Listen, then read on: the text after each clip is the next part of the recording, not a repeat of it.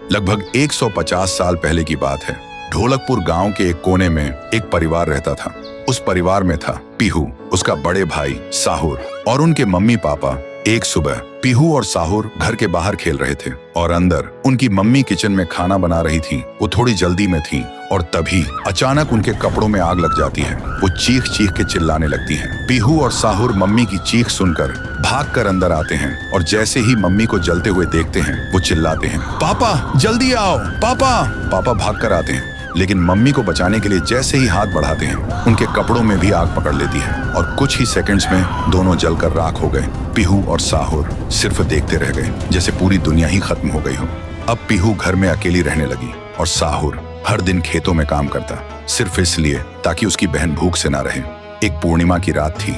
साहुर खेतों से काम करके घर लौट रहा था। तभी उसकी नजर जाती है एक घर की खिड़की पर। वो देखता है एक आदमी किसी का खून कर रहा था। ये देखते ही साहुर के पैर कांपने लगे और जैसे ही वो पीछे मुड़ता है एक और आदमी हाथ में खंजर लेकर खड़ा था। वो आदमी बिना कुछ कहे साहुर पर वार कर देता है। फिर गांव के लोगों को इकट्ठा करते हैं और वही आदमी चिल्लाता है, ये लड़का मेरे घर में घुसकर चोरी कर रहा था और जब मैंने रोका तो मुझे ही मारने की कोशिश की। अब आप लोग ही बताओ इसके साथ क्या किया जाए। गांव वाले गुस्से से भड़क उठते हैं और चिल्ला के कहते हैं, इसे उस पेड़ पे जिंदा उल्टा लटका दो। साहुर गिड़गिड़ाता है, मैं बेकसूर हूँ, मैंने कुछ नहीं किया। लेकिन गांव के किसी ने भी उसकी एक ना सुनी। उधर उसकी बहन रात भर उसका इंतजार करती रही और सुबह जब वो उसे ढूंढने निकली तो देखती है उसका भाई गांव के बीच वाले सूखे पेड़ से उल्टा लटका हुआ है। ये देखते ही पीहू टूट जाती है, जोर जोर से चीखने लगती है और उसकी चीख पूरे गांव में गूंज जाती है। फिर गांव वाले पीहू को भी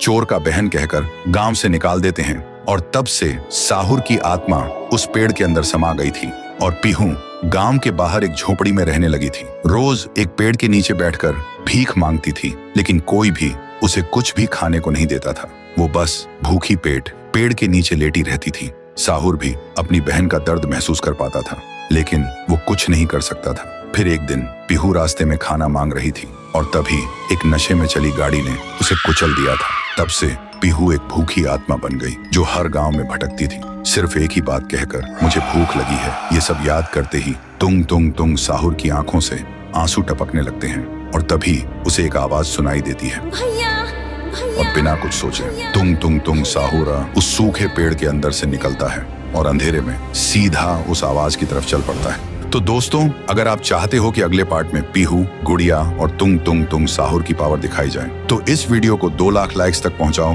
तभी आएगा असली तांडव।